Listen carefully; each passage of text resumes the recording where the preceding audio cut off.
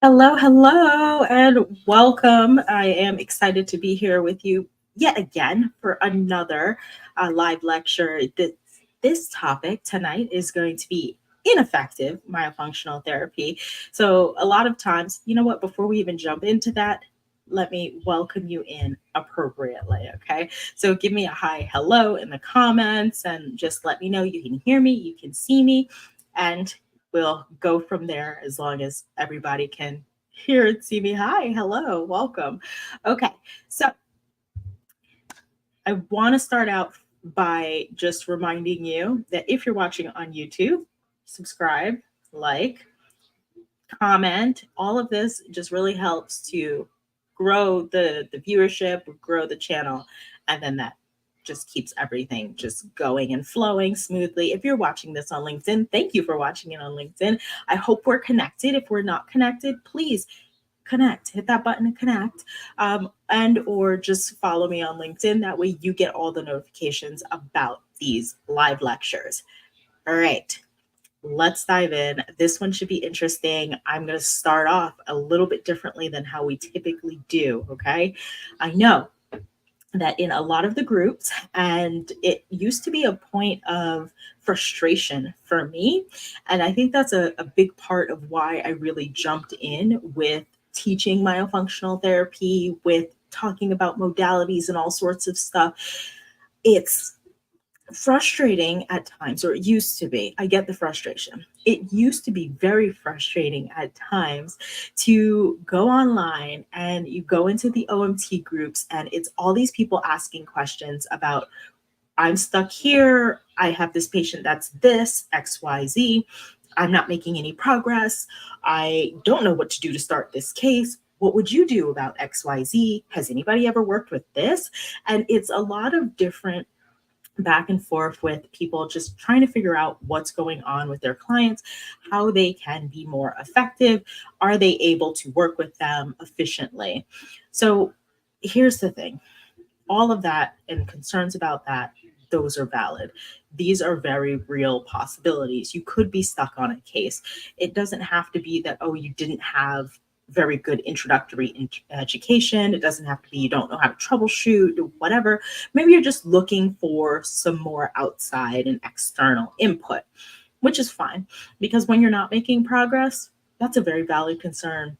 To be working with somebody for weeks or months or years on end and you're not seeing any progress, that's a real concern on your end and on the patient's end for whatever money they're spending, right? Because we're working with you, but we're not seeing any progress. What's going on?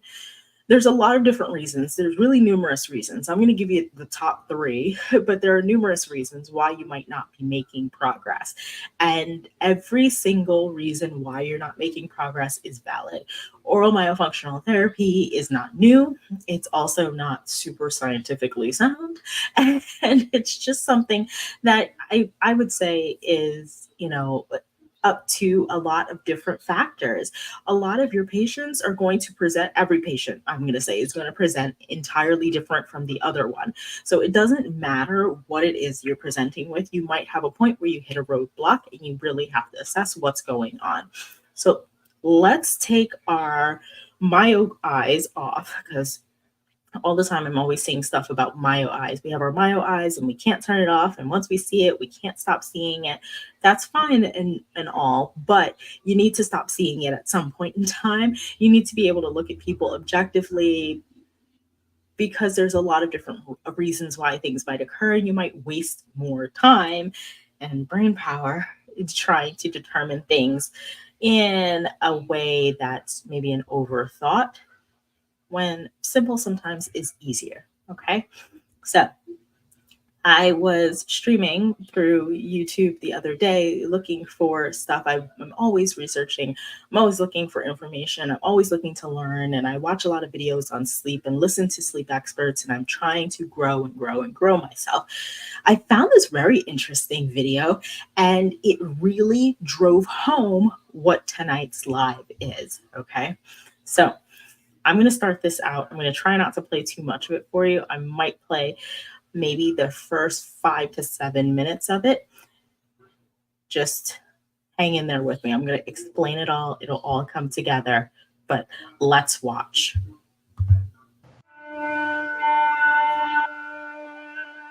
A remote village in Turkey.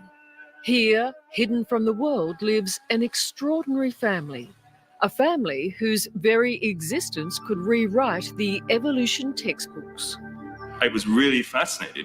Here are humans doing things that they're not meant to be doing. For the past year, their existence has been known to just a handful of experts who have been sworn to secrecy. When I heard of it myself, I was intrigued, but nothing prepared me for the reality. Now, finally, the secret can be revealed. The immediate response I had was that I couldn't believe my eyes. I had never expected that, even under the most extraordinary scientific fantasy, that modern human beings could return to an animal state. In scientific terms, it was the equivalent of finding living, breathing fossils. Human beings who had never made the evolutionary leap of standing upright. The quest to find out why took a team of scientists on an amazing journey and raised profound questions about what it is to be human. The thing which marks us off from the rest of the animal world is the fact that we're the species which walks on two legs and holds our heads high in the air.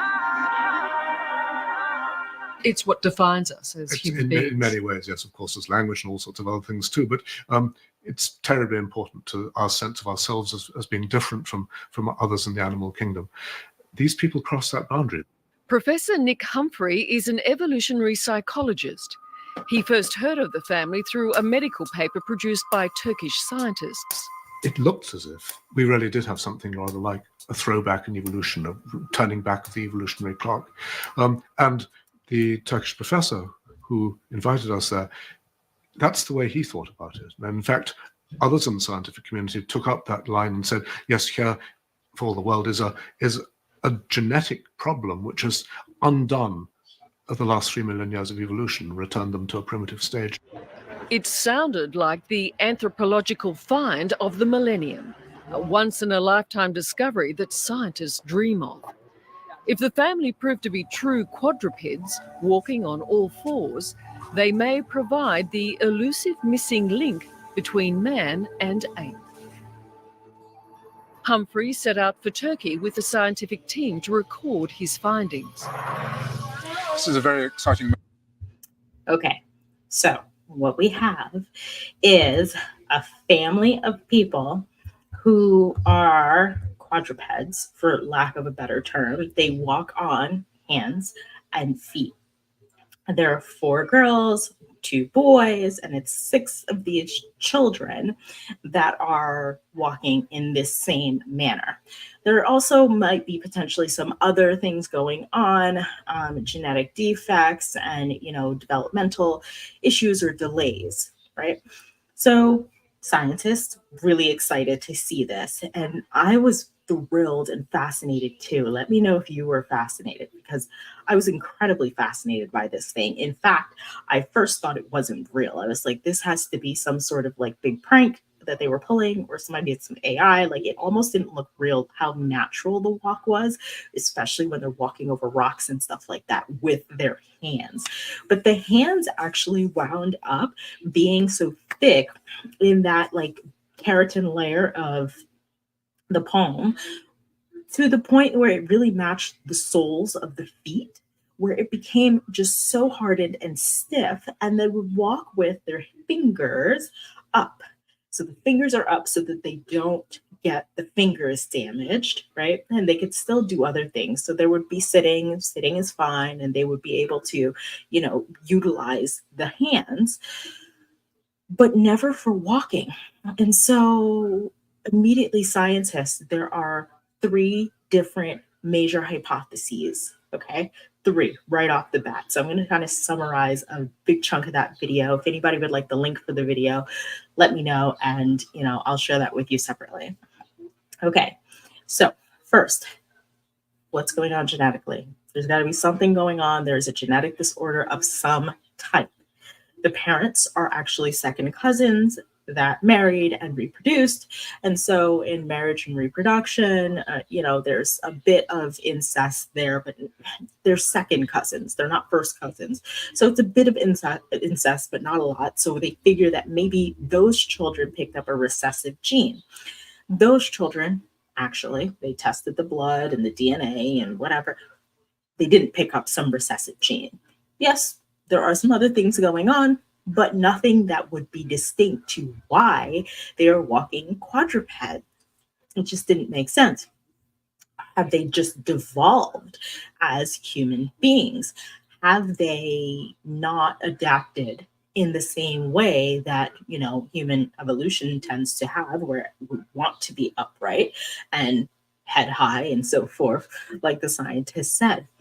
Well, that turned out to not be the thing either. There was nothing that was so different about them that didn't meet any other standards of their siblings and the ones who were walking appropriately, or their parents who were walking appropriately. So they did not have anything in the blood work and some of the testing that was done that really showed any sort of signs whatsoever. Next, let's do a CAT scan, an MRI. Let's see what's going on with the brain. They go on to do this, and interestingly enough, all of the children have the same sort of thing. Their cerebellum is small. Now, do you guys know what the cerebellum does and the importance of the cerebellum? This is like the motor area of our brain. We process our motor skills, our language, our learning, our daily functional tasks, right? Their cerebellum is all there. All that corticomotor skills and development is there. Their cerebellum is small. So it's uniquely small in that it's not the size of the other children. It's not the size of the parents. It's not the size of a normal human brain, right? But there have been, or there's at least one documented case that I can find where, and they do talk about it in this video as well, but there's at least one other case of a person who was born with no cerebellum, it seems, but who was able to walk, right? So, maybe it's not the cerebellum. Maybe the cerebellum isn't actually the thing. Maybe that's not what we need to be looking at and thinking of when we're looking at this case, right? Okay, so if not that, then what? Because Chase Britton, and this is absolutely fabulous too, from like a Myo perspective, take my hat off for a bit and just become, just curious about things. Chase Britton was born in 2009. 2009, I want to say he was born. In 2010, they discovered in a brain scan of him as a 1-year-old that he did not have a cerebellum. His cerebellum is missing, right? So because the cerebellum was missing and his pons was missing, they figured, how is he even alive? His pons is responsible for a lot of the functions like breathing and sleeping and regulating a lot of these functions. In addition to not having your motor skills and your ability to learn, like you shouldn't be able to walk, talk, breathe, sleep, eat, function. You shouldn't be able to do any of that. But Chase, although still disabled, he's legally blind, unable to like really see clearly. He does talk, he has vocabulary, he speaks, and he is able to walk with assistance, right? So we don't have the whole quadruped issue going on here. So that can't be what's going on over there. And Chase Britton's story is actually really, really interesting. So those of you who really like to research, dive in. Now, let's see what it actually was, okay? And I don't know if anybody guessed this up to this point, what it might actually be, but... But Professor Humphrey begins to suspect there are more basic reasons why the Ulas children never stood up. When they were babies, they crawled as usual, on hands and knees. Then, at around 9 months, they started walking on their feet and hands. With no local health service, no one was there to encourage the clearly disabled children onto their feet. Why that happened, we don't know. Why nobody intervened, why they didn't do the simplest things they might have done to help them and to bring them on, as would have happened in Melbourne or in London or in New York.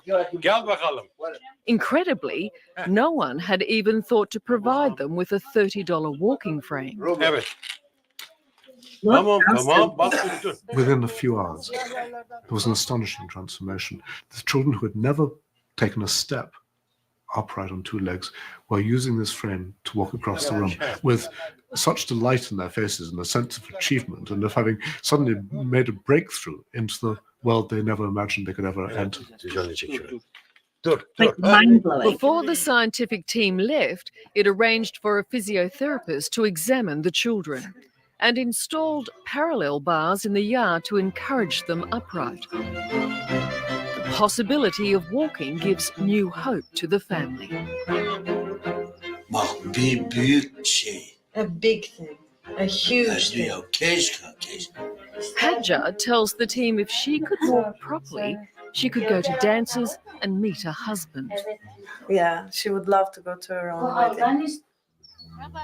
But unfortunately, the physiotherapist holds little hope that Hussein will ever walk upright. He thinks it's too late for him. Hussein's despair and anger are obvious. Only his friendship with the family dog seems to calm him. I come away with renewed respect for the human spirit, for how human beings in the most disadvantaged circumstances can nonetheless triumph over their adversity, no matter what they have to do to maintain their pride and their sense of themselves. Scientists still believe the Ulas family has much to tell us about our ancient ancestors. But life for the family must go on. And in January this year, Professor Humphrey's team returned to Turkey to check on them. It looks as if in the month or two since we made this very small intervention, you might think, all of the children are now to some extent walking independently on their back legs, which is both a wonderful thing for them and, how extraordinary that you can parachute into people's lives and make such a difference to them. But there was no sign of Hussein. It was thought he was the least likely of the family to make progress. But then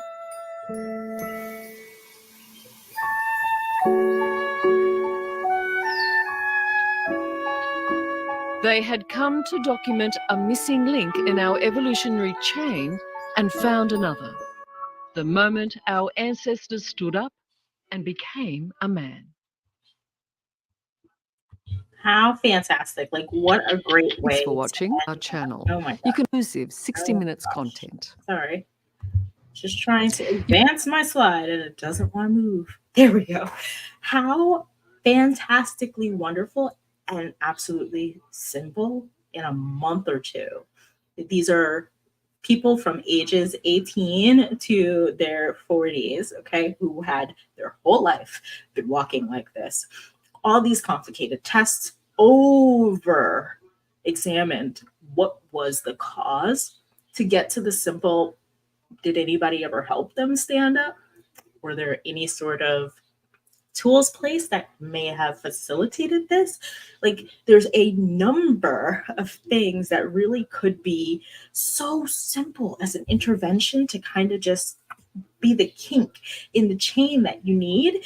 So when you're caught up in something and you're stuck on your myofunctional therapy case, I want you to just think back to that family in Turkey.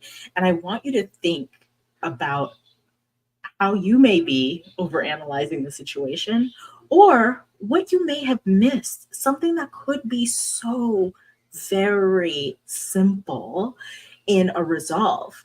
And so tonight we're going to talk about top 3 reasons why you might not be making progress with myofunctional therapy. You might have referred people to myofunctional therapy, and you may say, okay, I've referred people, but then they come back and like nothing, no change, no progress, or they started and then they dropped off. like what's going on, I'm going to tell you when you're stuck, when the patient isn't seeing progress, when you get any sort of resistance or you hit a brick wall, it's time for you to challenge your perspective on what it is you're doing and how you're approaching it, because I guarantee you whatever you were initially whatever you were initially taught is not enough. It's not enough in any capacity. Okay. You have to do either more or, in instances like that Turkish family, a little less. Okay. Do a little less. So challenge your perspective, be willing, have an open mind tonight to what it is I'm going to present and why. I think most of it's going to seem a little simple, but then some of the underlyings behind it gets better. Okay. So reason number 3, why your myofunctional therapy is working, or why you may have sent somebody and nothing happened. There was no progress. It didn't really help. Maybe oral myofunctional therapy was not the correct answer. So health is very tiered. There's a lot of different influencing factors. I love the concept of epigenetics. We talked about it last week with etiology for oral myofunctional disorders.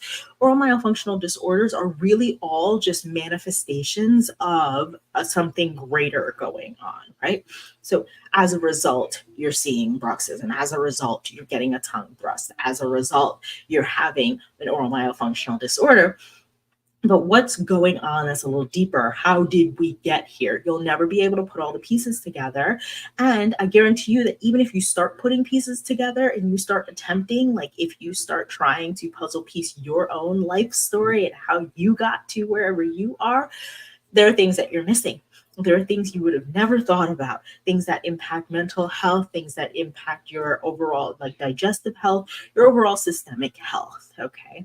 So there's all these individual factors that are going to put a play in, right, to an oral myofunctional disorder, your age, how long you've had it. What's interesting is that I had yesterday a client that I'm working with, and we've been working together for almost a full year. So almost a full year. And this is a person who is older, and they're just starting to hit like a wall. We are about 80% of the way there, with proper oral resting posture being like a full-time permanent thing. But it's that last 20% that's been so hard and we've been struggling. And every single time, and it breaks my heart, every single time I see her, she's like, is something wrong with me? Like, why haven't I gotten this yet? Like, I understand the concept. Why is my body not listening and like doing what I want it to do? You've had these dysfunctions your whole life. It's okay that it's taking longer than it would take your daughter, granddaughter, whatever, to finish a program. It's okay. You don't have to finish on anybody's timeline but your own. And so be aware that nothing has to be wrong with you when there's a roadblock, and nothing has to be wrong with your clients. Nothing has to be wrong with your patient. Nothing's wrong with anybody in the situation. There might just be something bigger. So with age comes different things, right? Like changes in hormones, especially for women. How does menopause impact you and impact your body? You have different hormones now. How is that influencing your sleep? How is that influencing some of your other factors that are going on? So you might have an imbalance with the blood work. Like go back a couple of weeks. Etiology, blood work, the past few weeks have been really good lectures. All of that really plays a role that we can't really underpin exactly what's going on in all the factors, but it's possible that oral myofunctional therapy isn't exactly what you need. It might be just dealing with your hormones, or dealing with a mineral deficiency, or dealing with whatever, because not everybody who does, in fact, I'm going to challenge and say nobody who does myofunctional therapy is doing it for proper oral resting posture. Who cares about proper oral resting posture? Proper oral resting posture, 1, doesn't pay bills. 2, doesn't help me really achieve anything else in life. It's making me feel like something, and I'm trying to alleviate that feeling, I'm trying to alleviate the thing associated with it. So whether it's a feeling of embarrassment or just illness or just feeling down and depressed or anxious, or I'm feeling this way, that way, that way. Like, these are the things I want to resolve. This is why I'm going to pay you money for this thing. Otherwise, I could try to figure out any of the other 20,000 things that might help me in a similar way. So myofunctional therapy might not be the answer for all the people. Individual factors. Then there's the diet. The diet's always a big thing. So I could be the best personal trainer in the world, and I would not. If you're not going to change your diet, you're not going to modify your diet. You're not going to modify your outside of the gym time. You're not going to do anything other than we'll work out here, and when we're working out, all is well. Outside of that, you're just going to go. You might head out, go get some fast food, and then stop at the grocery store, get some processed foods, and have dessert for the rest of the week. Pardon me, and have dessert for the rest of the week. We're not going to be able to outwork out you and your pace with your fork. Okay, we're not going to be able to do anything. So maybe that's not the answer. Maybe there's something deeper psychologically, because a lot of times we have all the tools and information. Pardon me. This is what it's like being alive. Sometimes we have all the tools and information, like we understand what a good, well-balanced diet is. Eating whole foods, we understand, is better than eating processed foods. Eating more natural is better than, having a lot of things where there are additives, preservatives, and so forth. So it makes sense. Everybody understands that, but everybody is not a goal weight or does not have the same type of body, right? Because there's so many other things that play into factors. And there are people who are able to exercise and have a better metabolism and so forth, or there are people who can't exercise for whatever ability or different ability they may have that may be crippling that ability to do so. Addiction is one thing that we never really talk about, and I wish we talked about it more in oral myofunctional therapy, and maybe I'll be the person to bridge that. But a lot of times an addiction is a disease, and it's something that you might not even understand, because there's a lot of people who are very functional who will not talk to you about it, and maybe they haven't even admitted to themselves that they have an issue. I've worked with a person or two where, I realized now I do mobile therapy. So I come to my clients' homes. So I'm working with them in their environment. And there are times where I notice certain things. And so I'll be able to kind of assess the surroundings and be like, oh, I see a lot of glasses and it looks like a lot of bottles here. And I wonder what's going on. Hey, how's your sleep? It's still super light. Like, oh, I don't know. I'm not making any progress. I feel very upset. Oh, okay. Well, what are your daily habits? How's your diet? How's, drinking? And then we get to start to feel out some other things. But oral myofunctional therapy really isn't the answer when there's addiction at play. When there's addiction at play, we have to deal with something entirely different. That's a whole other type of treatment. That's a whole other set of providers. It's a whole skill set that is well outside the realm of oral myofunctional therapy. So then you have all the other things that are around them. I mean, we can go on, and I can really spend a lot of time on this slide, but ideally the main solution is that you have to work with somebody. You have to have a team. You need a myofunctional therapy team. You need a team of people that you can send out to and be like, hey, I'm struggling with so-and-so. Can you help? Your team should consist of typically these 4 categories. There might be extra categories, but I feel like in a way you can kind of add everybody into whatever the categories is. Like, I didn't add a psychiatrist. A psychiatrist would be in medical, right? That is a doctor, MD, that specializes in psychology and therapy and mental health and wellness and so forth. A psychiatrist. Right. So that might be there. So it's not listed on the slide, but I feel like it still fits in, right? So we have our dental teams, and we know what our dental teams are for. They're for when you have to work with the space and so forth. Like, you might be doing oral myofunctional therapy for families or people who are otherwise unable to afford it.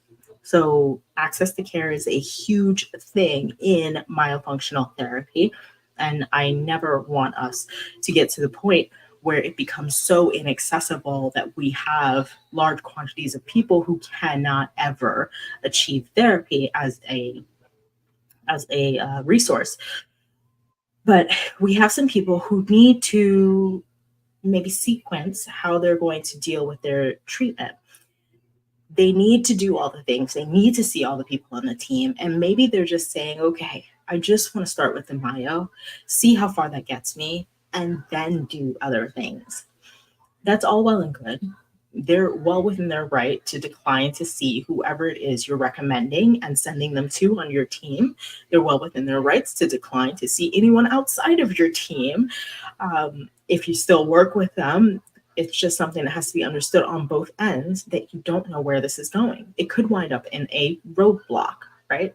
So you might have people that you're working with who have narrow arches, vaulted palates, and you're trying to achieve proper oral resting posture, and you're hitting a roadblock, and you're like, we can't do certain things. I don't understand why.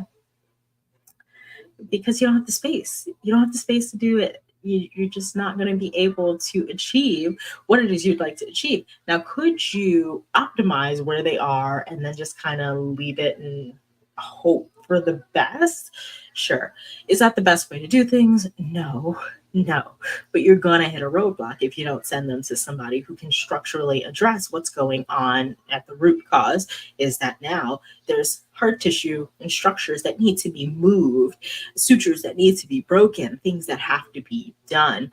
So, or appliances that have to be fabricated. You could be working with a sleep dentist as well. You could be working with somebody in dental sleep medicine.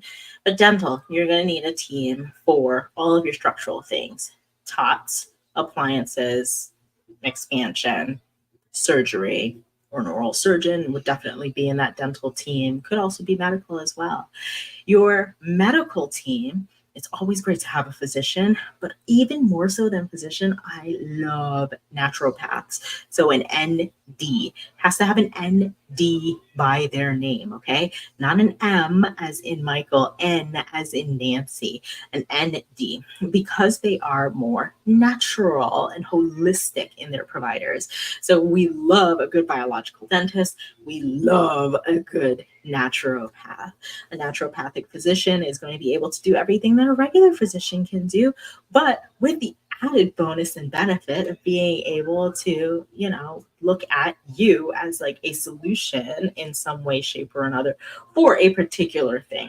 They're not going to send to you everybody who is struggling with poor sleep. I don't think anybody from your list should send you everybody that they see that has a tongue tie. And we'll get to that in just a minute, because I promise you that is a hill I'm going to die on one day. But not everybody is going to send you, somebody who has a tongue thrust or a tongue tie or whatever. And you have to accept that, because OMT is not the answer for everything. It's not the reason why everybody's having poor sleep, or it's not the reason behind sleep disordered breathing. There are a number of factors that can play in that can determine that.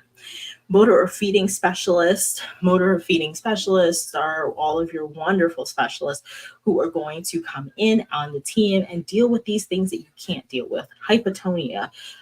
Big thing for me is when people say they work with tone in myofunctional therapy. You do not work with tone, okay? There are professionals who have advanced degrees, advanced education, and licensure specifically around tone and working with muscle tone. You ain't it, okay? Unless you are. Hi to all my OTs, PTs, or SLPs who might be like watching. But you're not it unless you are it. Okay, so you need to have somebody on the team that could facilitate and work with these types of issues. A manual therapist, otherwise known as a body worker, who can deal with all of the soft tissue. So you have your dentist for all of your structural hard structures, and then your body worker or manual therapist for all of your soft tissues and all of the things that, while they are dealing manually with releasing it, you're dealing functionally with unwinding the patterns that are keeping them from holding the release. Okay, so you have to work with somebody. This I thought was very interesting because I'm always kind of looking for stuff on YouTube. I follow this doctor, Dr. Eric, and he always makes these interesting videos, and all the videos are essentially about the same thing, like the beauty of intermittent fasting and keto diet. And not to say that anything's wrong with either one. A lot of research behind keto and how it really is impactful for our bodies and for our health and healing and yada yada yada. But everything for him goes right back to that. So he has 8 different reasons for poor sleep. Oral myofunctional therapy, or like improper oral resting posture, or that their mouth breathing. No, none of those come up as one of the 8. And I'm willing to bet that if he had to list 8 more, it wouldn't come up there either. So this was just really to drive home the point, and I will let a small bit of this play, but to drive home the point that oral myofunctional therapy is not the answer for absolutely everything. And there are doctors, more doctors, that are willing to say that it has nothing to do with your sleep than there are doctors who will say that it does. And so there's a number of things that have worked for people. There are things you go to any guru, you go look at your local, I say local, but you go look at your local social media mom who's blogging, or who's an influencer, who's natural and holistic. And I bet you there's a number of different things that they will tell you is why you're struggling. And so you can't put all your eggs in any one basket. OMT is not the answer for absolutely everything. Sometimes you're struggling because you need to put a pause. And you need to start looking at some external factors that might be involved. And so let's listen to Dr. Eric for just a very small minute. We're just going to get. So I wanted to create a video on all the different possible reasons that is keeping you from sleeping. I've done a series of videos on sleep and how important it is for everything from your memory to your metabolism to your blood sugars. Okay, so let's just go through the list. Okay, so let me just close this down so that you can see. Okay, if we just look at his list, because this is an 8-minute video and he's very monotone and hard to listen to, and I struggle sometimes with it. But if we just go through the list, if you just take a glance, okay, apnea, you got to lower your insulin. Your insulin is too high. That's why you have sleep apnea. That's it. Like that's that whole thing. If you have restless leg syndrome, he doesn't even mention ferritin. A lot of research that connects iron with restless leg, but restless leg syndrome, B1. You're not having enough B1, nutritional yeast. You need to have that, and you need to, come down on your omega-3s. You're having too many omega-3s. So cut that out. Okay. You could be cramping. If you're cramping, calcium, magnesium, hot flashes, you could be having as a woman, iodine, vitamin E, calcium, glucarate. Sinuses, avoid dairy. He doesn't say tape your mouth shut. He doesn't say use a nasal strip. He doesn't say use a nasal dilator. Avoid dairy. Have more oregano and garlic in your diet. Excessive urination. If you're getting up to pee in the middle of the night, nothing to do with the quality of your sleep, how your sleep cycles, your ability to go into deep sleep. Your insulin's too high. Excessive urination, apnea, same reason. You need to lower your insulin. Probably diabetic. Okay. Can't fall asleep. You ate junk. Stop eating junk. Or you just have high cortisol. If your cortisol is high, everything is going to be messed up. Okay. So let's take a little sign or a little note from Dr. Eric. Okay. I could probably find tens of thousands of other videos just like this where there's no mention at all of tongue posture, no mention at all of, how you respirate your upper respiratory tract or your tonsils or your soft palate, no mention whatsoever. It's all in your diet and how you're eating. And there are some people who that's helping. And maybe if you're just doing oral myofunctional therapy and you're not getting any progress, perhaps you maybe need to start looking at the diet. Maybe you do need to start looking at a more holistic, WHOL, holistic treatment. Potentially. Okay. So that's our note from Dr. Eric.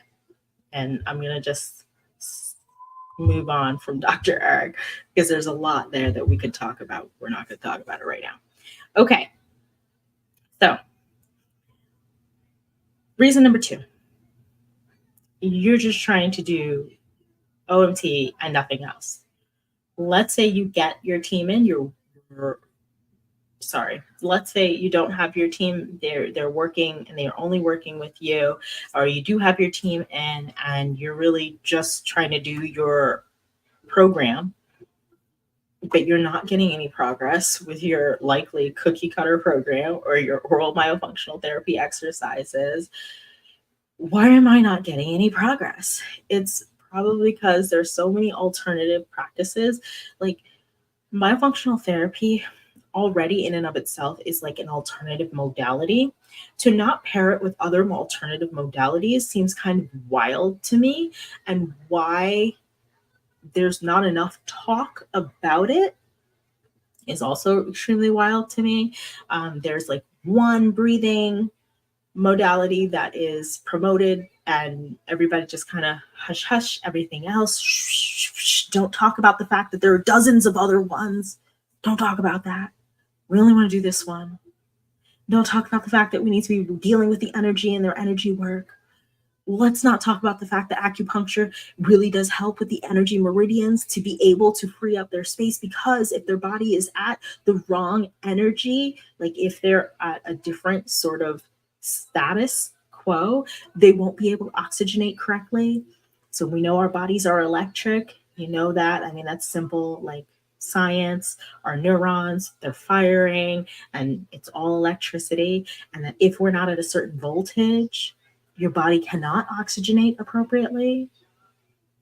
And if you didn't know that, and you're only doing oral myofunctional therapy, and you're like, I don't understand why I'm not making any progress, probably because that's all you're doing is oral myofunctional therapy. Like, move along. There's other things. Be free. Get out there. Like, do other things. Modalities is my jam. I talk about modalities all the time. Modalities is like the only thing that's ever gotten me really excited in this field. There are a number of modalities. These are just some of the modalities that I teach and talk to. So I'm just going to go over what these modalities have to do with oral myofunctional therapy and why you should even care. But primitive reflexes and being able to integrate primitive reflexes and or spot that there is an unintegrated primitive reflex, that's going to be able to help you to refer or to yourself work with that person to enhance their gross motor skills, because your gross motor skills precede your ability to do fine motor skills. If you are struggling with gross motor skills, how are you supposed to make progress in your fine motor function? You can't. You absolutely can't. You're gonna hit roadblocks, right? And then you're gonna be trying to figure it out, and you're gonna struggle and struggle and struggle. You need to look outside of the box. You can't do OMT as just like its own little tunnel vision thing. Rhythmic movement. Rhythmic movement is great. It's the body moving as a whole. It influences posture. It influences the brain and the connection between perception and senses. And so if you've ever spun around, and I always do this as the example, if you've ever spun around, you've got your sense that you're spinning. You stop spinning and your body still feels like you're spinning. That's perception, right? So the perception doesn't always match the actual sense that's being stimulated and or the reality of what's going on. And so you want to engage the two in a connection that's better. So rhythmic movement, so that you can enhance that brain-body connection, and then that's going to help you with your neuromuscular re-education. Cranial nerve stimulation. If you are not working with cranial nerves, I'm gonna cry, because like, guys, like cranial nerve 5, Cranial nerve 7, cranial nerve 9, cranial nerve 12 is all tongue motor function. Cranial nerve 10 and 12 share the soft, cranial nerve 9 and, 10 and 12, yes, share the soft palate in some way, shape, and form. Like, if you're not working with cranial nerve stimulation, you're not fully getting that brain body connection, and you're not going to be able to fully engage if that's always off. So you need to enhance their sensory and your motor connections neurologically. Breath work, diaphragmatic breathing. There's so many ways to get that. So many ways. I'm not even going to go into that hill that we need not go to right now. Dynamic movement. So dynamic movement, you should have the body in movement as they are doing. I hate myofunctional therapy that is sitting down. You're sitting idle, and this is not even the optimal way. A bunch of research has shown that not even the optimal way for children to learn in a school setting. Yet every day for hours a day, we have children just sitting idly, and that's how they're supposed to learn. You've got to get up, you get the body moving as a gross neural network, and then you're able to get better fine motor movement. And it's such a powerful thing that seems so simple, but it's always overlooked, right? We got to connect the whole body in order for things to get through. Posture. Glossopostural syndrome. If you've never heard of glossopostural syndrome, please Google it. Those of you who are members of Myomentality, I have so many things. Myomentality, there is a full lecture on posture with all of the postural exercises that I do and their CE. Like, head on over to myomentality.com and get yourself a $12 a month membership or whatever, and like dive deeper, okay, into posture. It's a thing. Lymphatic drainage. The tonsils and the adenoids are just tonsils. They're just, nasopharyngeal tonsils are lymphatic tissue. How does the lymph drain? The lymph does not drain in the same way that the, circulatory, our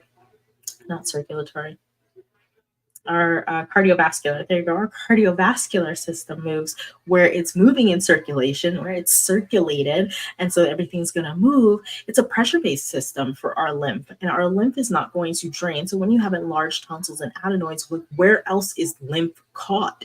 Where else in the body? Having this narrow focus of like, okay, well, this is a problem. You're looking at the tonsils, okay, where else is lymph caught? There's other places where lymph builds up.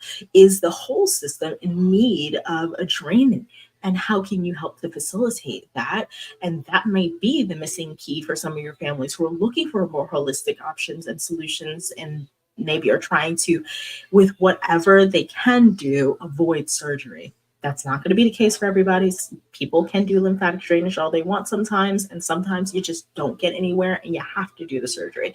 But if you can provide something, why not?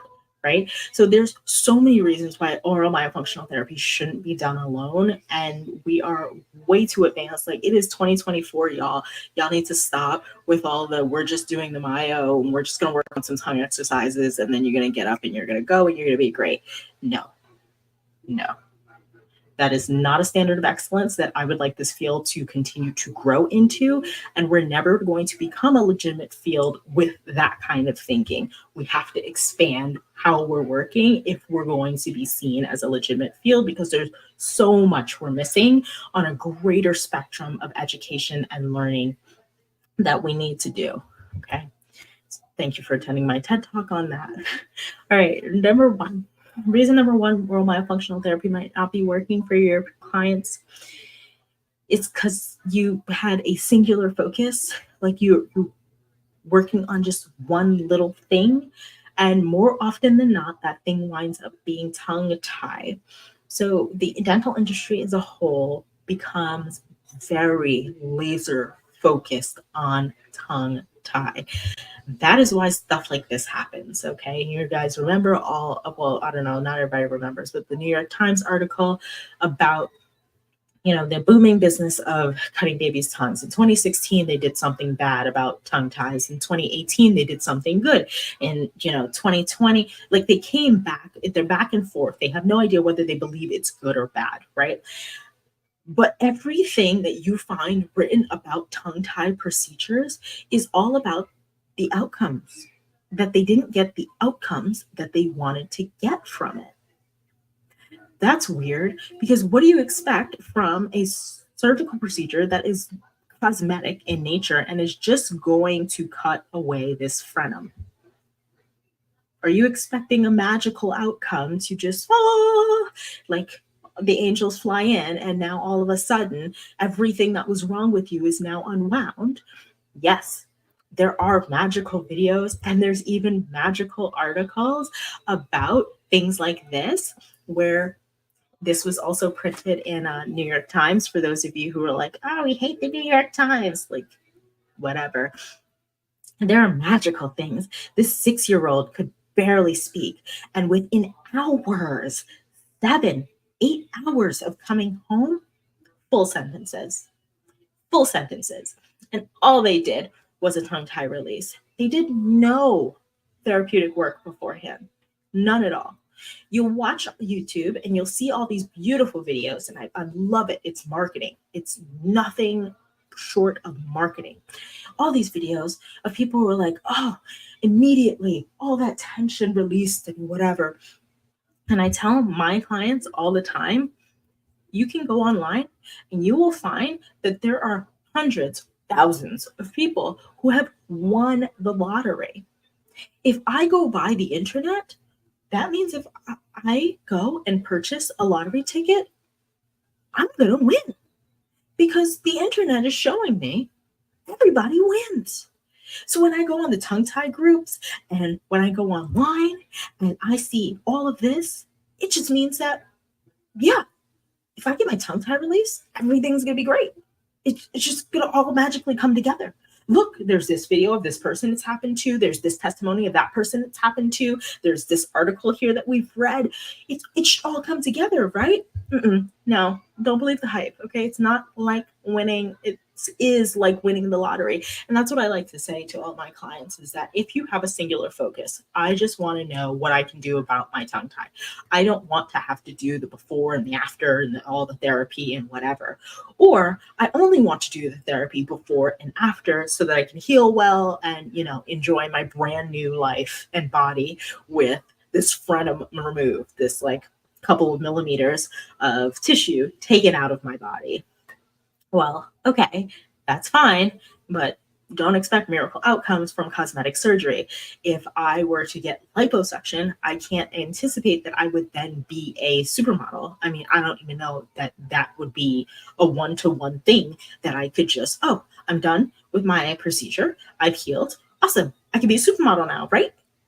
No, that's likely not the way that works at all. And most models, I'm sure, have not gone through like the dramatic amount of weight loss that it would take for me to become a supermodel. But just